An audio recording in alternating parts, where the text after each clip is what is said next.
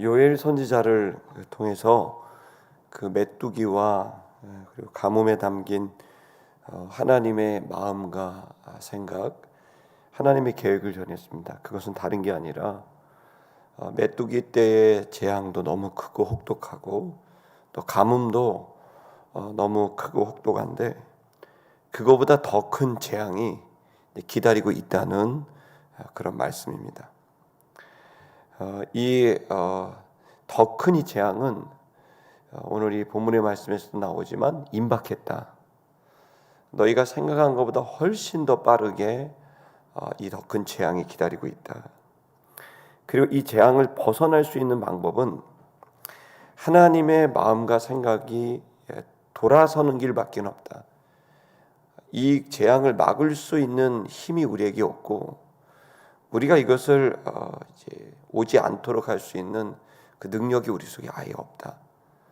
이 재앙을 피할 길은, 살아날 길은 하나님께서 마음과 생각을 돌이키시는 길밖에는 없다.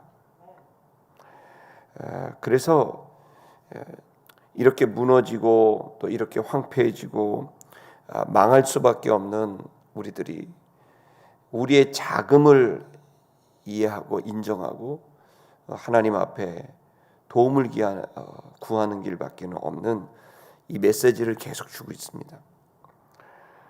여러분 이렇게 우리가 지금 무너져가고 있는 것들을 봅니다. 우리가 터키도 여러분 터키 선교사 얘기를 들어봤지만 5, 60년 아니 한 3, 40년 전만 해도 다 예배당이었습니다.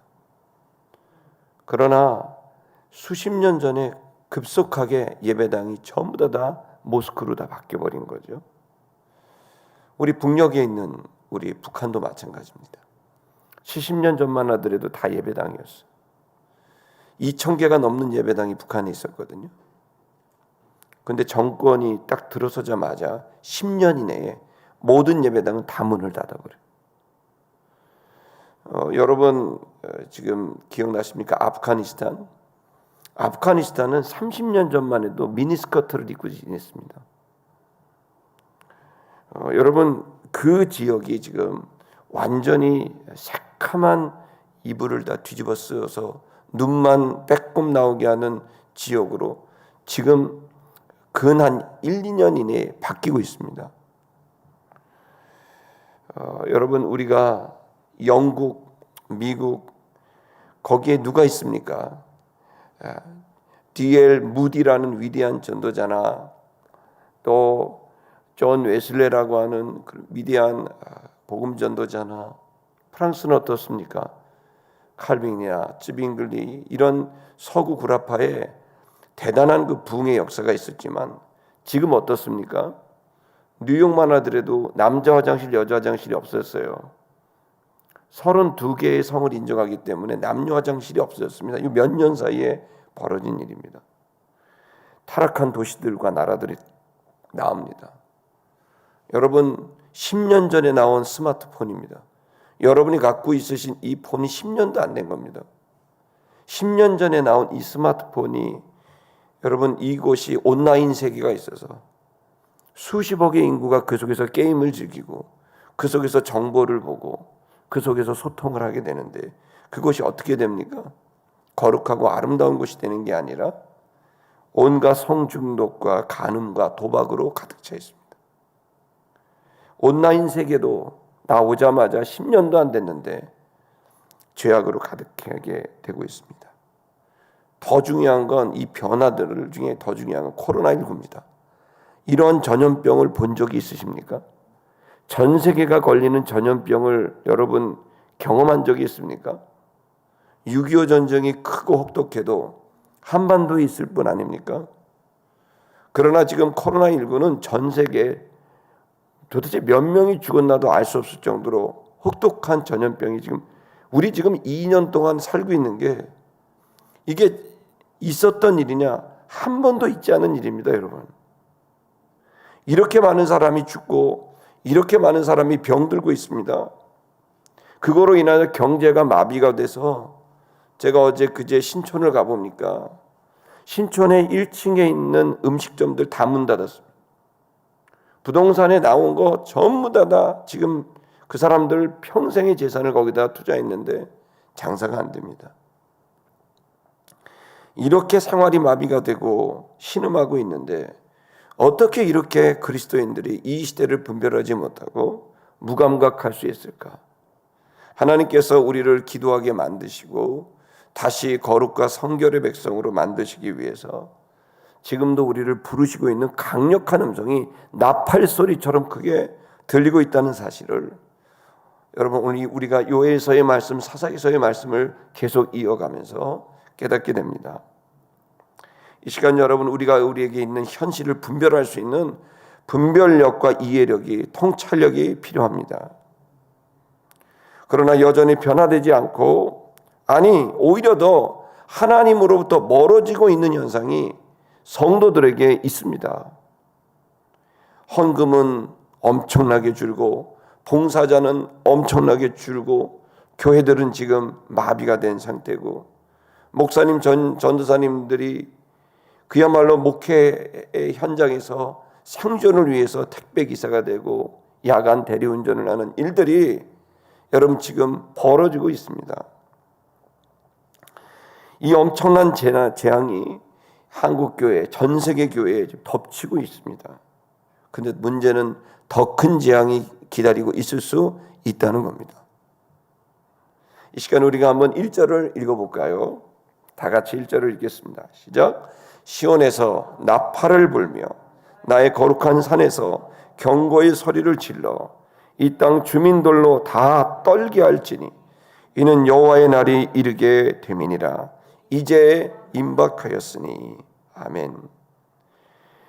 임박한 더 큰 재앙은 우리가 경험해 본 것을 넘어서는 전대미문의 재앙, 거대한 재앙이 있다는 겁니다. 이 요해서를 통해서 주고 있는 건 회개하지 않으면 더 큰 재앙, 회개하지 않으면 더 큰 재앙 계속 있다는 거예요. 메뚜기 떼의 습격, 열심히 일했는데 메뚜기가 다 먹어버렸으니 우리의 수고한 것을 손에 쥐지 못하는 거예요. 메뚜기 재앙은 단순한 경제적 재앙이 아니라 수고는 수고대로 다 했는데 추수를 거두어야 될 그때에 메뚜기 떼가 와가지고 다 먹어버린다는 거예요. 수고는 수고대로 하는데 손에 쥔 게 없는 거죠.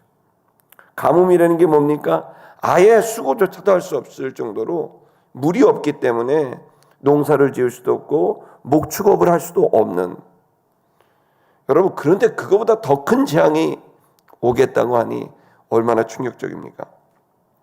근데 그 재앙을 몰고 오는 주체가 누구냐면 주님의 군대라는 거예요. 주님의 군대가 주님의 백성을 재앙을 준다는 거예요. 이해가 되십니까? 이걸 우리 흔히 말해서 요엘의 군대라고 말합니다. 요엘서에 나온 이 주의 군대, 이 주의 군대는 주의 백성을 혹독하게 내리친다는 거예요. 여러분, 사생아가 아니기에 우리는 주님의 참된 아들이기 때문에 주님이 우리를 혹독한 이 징계를 통해 다시 주님께로 돌아오게 한다는, 여러분 좀 주님을 느껴야 돼요. 2절로 또 읽겠습니다. 2절 시작. 곧 어둡고 캄캄한 날이요 짙은 구름이 덮인 날이라. 새벽 빛이 산 꼭대기에 덮인 것과 같으니 이는 많고 강한 백성이 이르렀음이라. 이와 같은 것이 옛날에도 없었고 이후에도 대대에 없으리로다. 강력한 군대죠. 여러분 이 군대가 와서 그야말로 이전에도 없었던 이후에도 없을 엄청난 일을 하겠다는 겁니다. 잠깐 저를 보시죠. 그래서 3절부터 10절의 내용은 그 군대가 어떠한지에 대한 내용입니다. 그 군대는 에덴 동산 같은 곳을 황폐하게 한다는 거예요. 그러니까 에덴 동산 얼마나 풍요한 곳이에요? 이걸 완전히 황폐하게 만드는 군대다. 주의 군대가. 이 주의 군대는 말과 기병과 같다. 여러분 말과 기병, 여러분 예전에는 고대 사회에는 말을요 전쟁터에 나가는 말은요 지금 여러분 제주도에 있는 말로 생각하면 안 돼요. 그 말에게요 피가 묻어 있는 건초를 먹여요. 군대를 앞두곤. 그러면 말이 피 냄새를 좋아하고 흥분하게 돼요. 피를 묻혀서 먹이게 되면 이 말이 그 건초를 먹어요. 말 주변에다가요 이 창이나 쇠나 쇠꼬챙이 같은 걸 아래다 완전히 장착을 해서 지나가면 목이 잘라지고 팔이 잘라져요. 그러니까 말 근처에 갈 수 없도록 만드는 고대 사회의 이 말은 지금으로 말하면 살인병기 중에 감당할 수 없는 살인병인데, 말보다 더 무서운 것도 병거입니다. 이거는 그야말로 전차를 타고 다니면 좌우에 창과 검이 있어가지고 지나가면 다 그냥 근처에 갈 수가 없는. 그래서 여러분 그 주의 군대를 얼마나 무섭게 표현했냐면 바로 이렇게 말과 기병과 같고 병거 소리 같이, 병거 소리 말이죠, 마차 소리, 무거운 소리로 달려와서 두려움을 주는 그 모습이 강렬하게 타오르는 불꽃과 같다. 근데 그것이 하나도 흐트러지지 않고 줄을 쫙 서가지고 말이죠, 일렬로 서서 우리를 향해서 달려오고 있다는 거예요. 피할 길이 없다는 거예요. 그 심판의 군대가 일렬로 서서 우리에게로 다가오고 있다. 자, 5절에 보면 그러니까 백성들이 하얗게 질려버렸다. 얼굴은 하얗게 되어버렸다. 6절에는 용사같이 그들은 달려오고 무사같이 성을 기는 민첩성을 갖고 자기의 역할을 감당하면서 줄에서 이탈하지 않고 딱 줄을 서서 그대로 밀고 오고 있다는 거예요.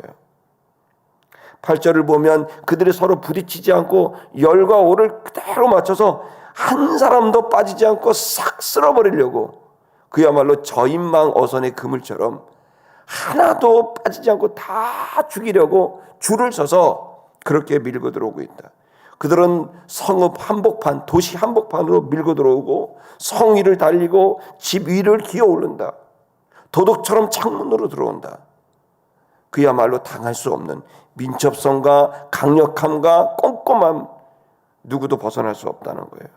그들이 올 때 땅이 진동을 했고 하늘이 떨었고 해와 달이 깜깜하게 됐고 별이 빛을 잃었다.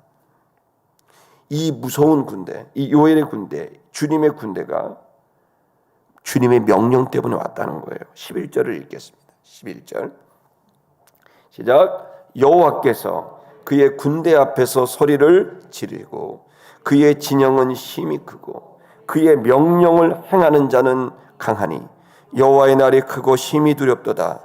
당할 자가 누구이랴. 그걸 주님이 명령했다는 거예요. 여러분 이 시간 이게 이해가 잘 안 되지 않습니까? 여러분 지금 이러한 재앙을 주님이 우리에게 내리실 수 있는가? 있지요. 소돔과 고모라 성을 누가 멸망시킵니까? 주님이 멸망시킨 겁니다. 북이스라엘을 누가 멸망시킵니까? 아수르를 통해서 주님이 멸망하는 거예요. 남유다를 누가 멸망시킵니까? 하나님이 바벨론을 움직여서 주의 백성을 치신 거예요. 여러분 이렇게 친 이유가 뭡니까? 그들이 돌아오기를 원하는 거예요. 왜? 거기에 온 인류를 구원하게 될 예수 그리스도가 나와야 되고 그 백성을 통해 온 인류를 구원하게 되는 계획이 있는데 이 구원을 시켜야 될 백성이 오염된 거예요. 구원을 시켜야 될 주의 백성이 완전히 오염이 된 거예요. 그러니 하나님이 이 백성을 깨끗하게 하셔야만 온 인류를 그 거룩의 능력으로 구원하실 수가 있게 되는 거예요. 여러분 지금 벌어지고 있는 모든 일은 1차적으로 또 어떤 안 좋은 사람들이 악의적으로 바이러스를 만들었는지 퍼뜨렸는지 음모론에서부터, 또 아니면 이것을 제대로 방역을 하고 있냐 못하고 있냐라는 정부의 무능에서부터, 또 여기에서 나오는 또 의사들과 또 이런 어떤 그 주변의 환경의 문제들 다 우리들을 힘들게 하는 건 맞지만 진짜 근본적인 이유는 주님이 주의 교회를 거룩하게 해서 주님이 다가오게 될 온 인류의 구원을 위해서 우리를 완전히 세탁하고 거룩하게 만드시는 주님의 섭리가 그 속에 들어있다는. 여러분 자기가 자기 자식을 때릴 때 얼마나 눈물겹습니까? 그러나 그것을 칠 때에는 바르게 하기 위해서 치듯이 주의 마음이 찢어지는 마음으로 여러분 우리에게 회개를 원하고 있고 우리가 세상에 잘못된 길로 갔던 우리들이 주님께로 돌아오기를 원하고 있는 주님의 이 찢어지는 마음을 우리 모두가 깨닫게 되기를 축복합니다. 저는 전 세계 교회에 하나님이 지금 회개를 요청하고 계시고 전 세계 교회에 다시 한번 주님께 돌아오게 되는 이 은혜를 주님께서 베푸시기를 원하고 계시다는 것을 우리가 보게 되기를 축복합니다. 그렇다면 우리 뭘 해야 될까요? 뭘 해야 될까요? 12절을 보겠습니다. 12절 시작. 여호와의 말씀에 너희는 이제라도 금식하고 울며 애통하고 마음을 다하여 내게로 돌아오라 하셨나니. 이제라도 여호와의 말씀이라는 거예요. 너희는 이제라도, 지금 늦지 않았다. 지금이라도 금식해. 지금이라도 울어. 지금이라도 애통해야 돼. 지금이라도 마음을 다해서 진짜 마음으로 돌아오라. 겉에만 돌아오지 말고 돌아오는 척하지 말고 진짜로 돌아와라. 그냥 회개가 아닙니다. 진심으로 하는 회개입니다. 여기에 추가적으로 13절 더 이제 이야기를 하는데요. 13절 이제 전반부만 읽겠습니다. 시작. 너희는 옷을 찢지 말고 마음을 찢고 너희 하나님 여호와께로 돌아올지어다. 여러분, 옷만 찢는, 흉내만 내는, 가짜로 오는 흉내가 아니라 진짜 올라는 거예요. 가짜로 옷을 찢고 베옷을 입는 게 아니라 진짜로 마음을 찢으라는 거예요. 너희 하나님 여호와께로 돌아올지어다. 간곡히 부르시는 주의 음성을, 주님의 마음을 저와 여러분이 느끼고 듣게 되기를 축복합니다. 왜 여러분 마음을 찢으라 그랬을까요? 주님의 마음이 찢어지니까 그런 거예요.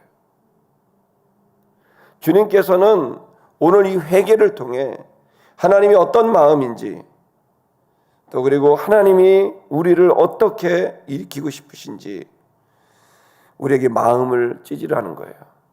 자, 여러분, 마음을 찢으면 진짜 우리가 진심으로 반성하고 회개하게 되면 주님이 우리에게 기회를 주실까요? 네, 기쁜 소식입니다. 회개하면 회복을 주십니다. 이유는 하나입니다. 그분의 성품 때문이에요. 그분의 성품, 그분의 인격 때문인 거예요.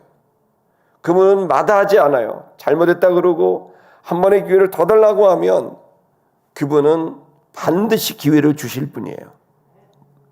그 뒤에 뭐라고 13절 후반부에 뭐라고 말씀하시는지 우리 볼까요? 그는 은혜로우시며 이렇게 했습니다. 13절입니다.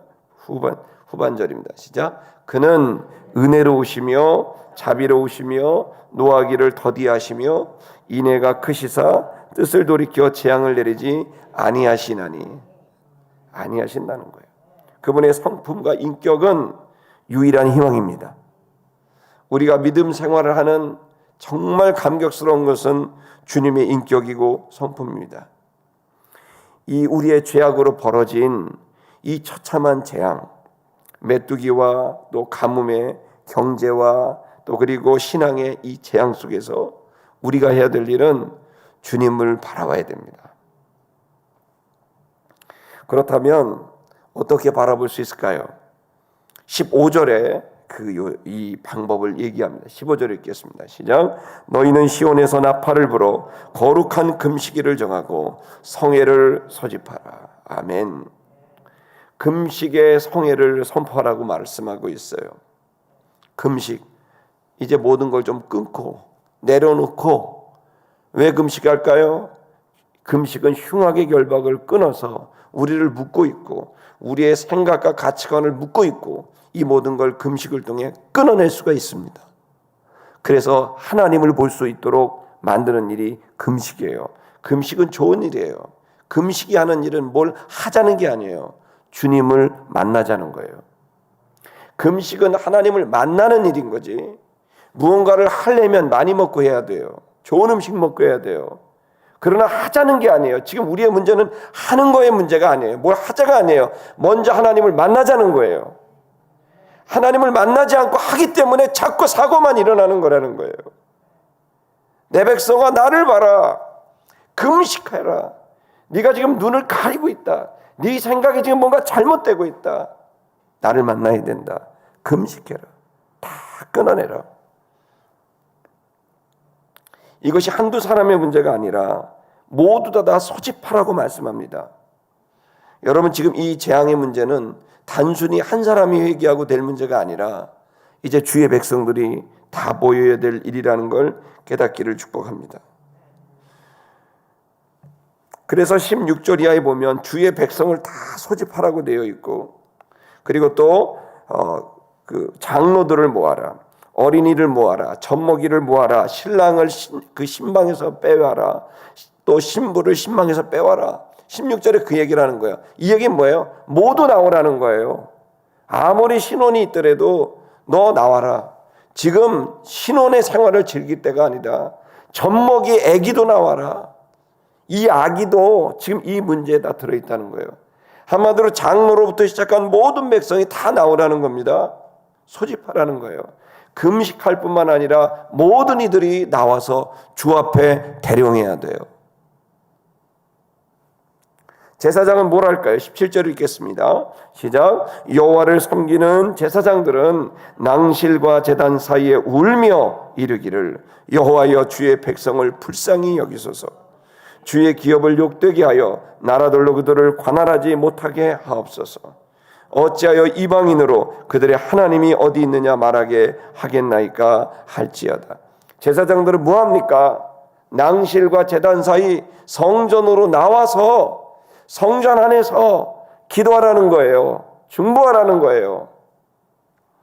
여러분, 금식을 선포해야 되고 모든 백성이 금식해야 되고, 그리고 제사장들은 하나님 앞에 제단 앞에 나아가서 거기에서 하나님 앞에 울부짖어 기도해서 이 백성이 무너진 것, 교회가 무너진 것을 회개하며 주님께 도움을 구하라는 겁니다.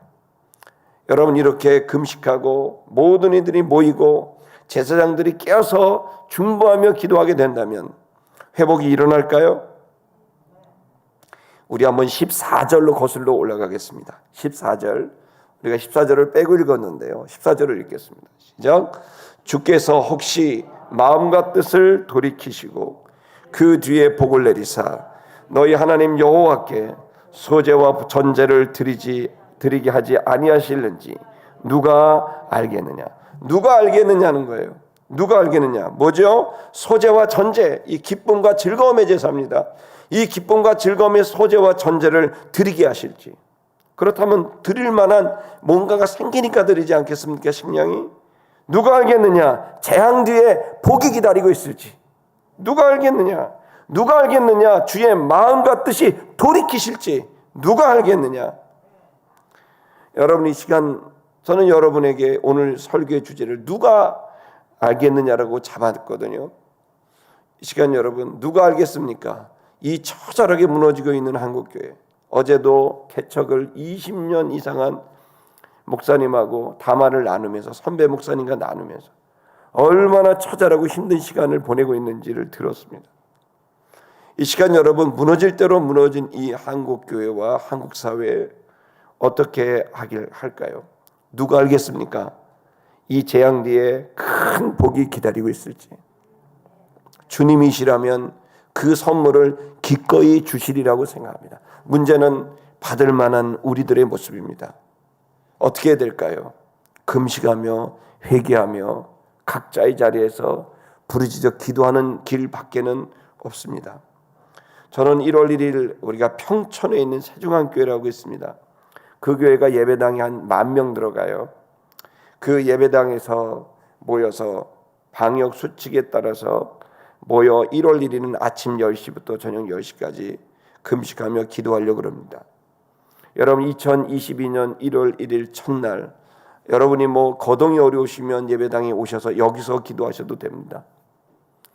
그래서 여러분 다 모여서 우리가 1월 1일은 맛있고 멋있고 좋은 거 먹을 때가 아닙니다. 지금은 맛있는 거 먹을 때가 아니라 금식할 때입니다.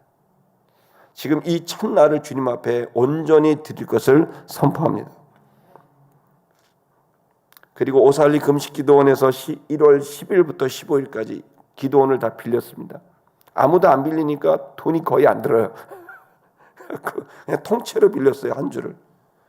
통째로 빌려서 월요일부터 토요일까지 금식할 사람은 금식하고, 금식하면서 본당에서, 거긴 7천석인데 거기에서 기도하고 예배하기로 결정을 하고 몇몇 목사님들하고 마음을 같이 해서 모이기로 결심했습니다. 몇 명이 모일지는 모르지만 저는 최선을 다해서 금식하며 기도하자고 말할 것이고, 성도 여러분들 교회로 왔다 갔다 하실 수도 있고 숙소를 잡으실 수도 있는데 권합니다. 1월 10일 그 한 주간은 시티 미션 교회 여러분 기도 주간입니다.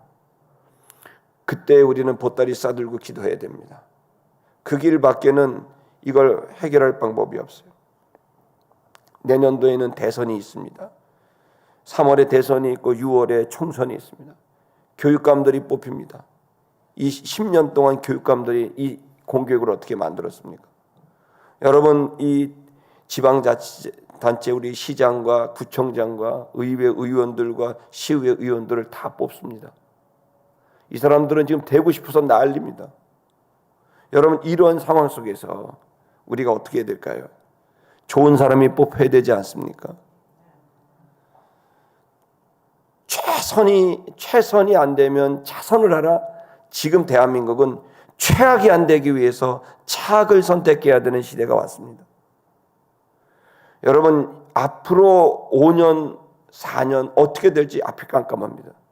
그러나 여러분, 지도자들에게 있는 게 아니라 하나님에게 있습니다. 우리가 기도하면 됩니다. 기도하면 하나님 반드시 기회를 주실 것입니다.